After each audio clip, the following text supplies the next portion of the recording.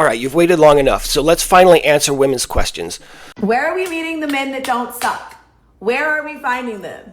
I have a question. Where are all the good men at? Where did all the good men go? Why are men so soft? Why don't they commit? I never got to really see a mother-son dynamic very close up. So now things that I'm experiencing, I'm like, I want to make out with you. I want to marry you, eat you for breakfast, lunch, and dinner. I'm like, is that normal? Honestly, part of the reality is that they haven't gone anywhere. If women are looking for men age, I would say maybe age 30, who are masculine and with strong character and independent thinking, my argument is that those young men simply don't exist, or at least not to the extent that they would like. And I would also say that it's not entirely of those men's own doing. Because today's young men, who back in the 2010s, when the boy mom phenomenon really started to take off, they were in their adolescence back then. Those men didn't just wake up last week being weak and fragile and ignoring and being ignorant of how to meet and to lead women in relationships. It's not a hormone or a gene, and it's not hereditary. Men's perceived passivity does not happen overnight or with a single event. It happens gradually, during their formative years in the single mother homes that they're raised in. Tell me you're a boy mom without telling me you're a boy mom. Later, babe. Bye, I love you. See ya, brah. Bye, mommy.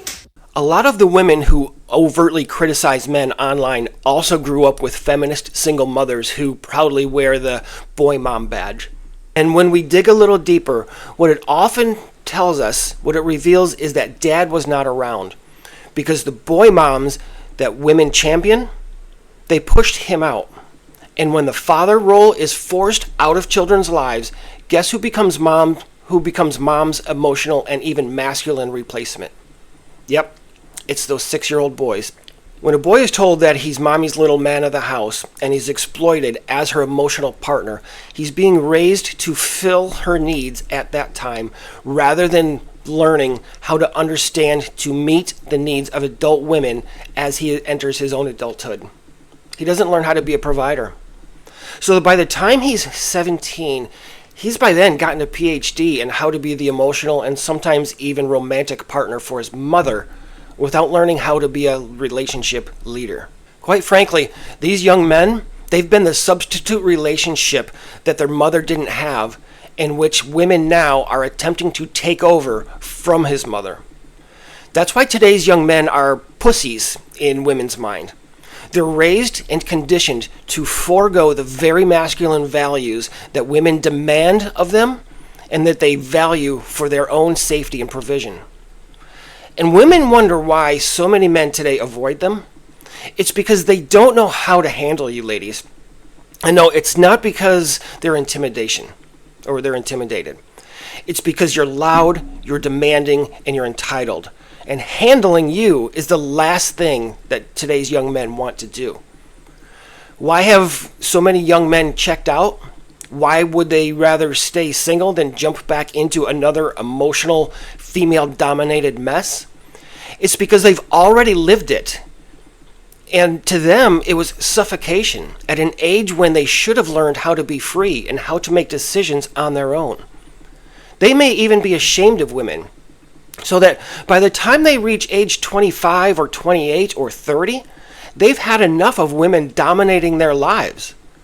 They want out, and they make the very active and very deliberate, conscious decision to do just that. Many of today's young men have simply already carried that burden of being a woman's emotional partner before they were old enough to even drive.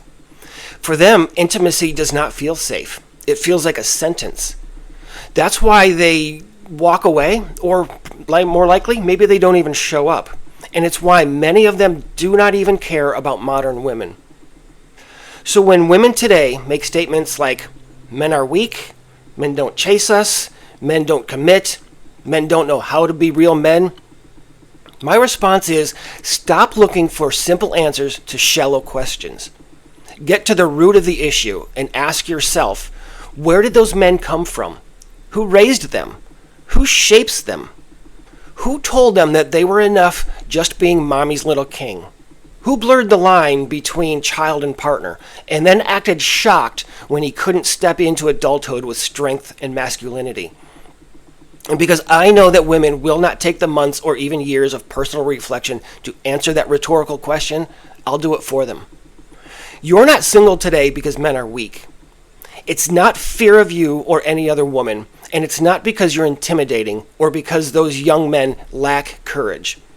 In large part, it's because of the absent father homes that you and your feminist BFFs support. And let me make this very fucking clear, ladies. If you want to blame someone for the state of men today, do not start with the men. Get to the generational root of the issue. Start with the moms that you admire who raised them this way. That's the source.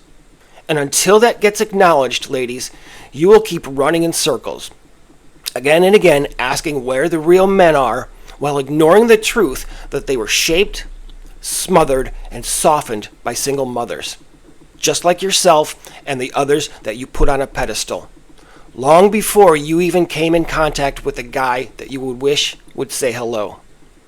So the next time someone asks, why aren't men masculine anymore? Or why don't men ask us out?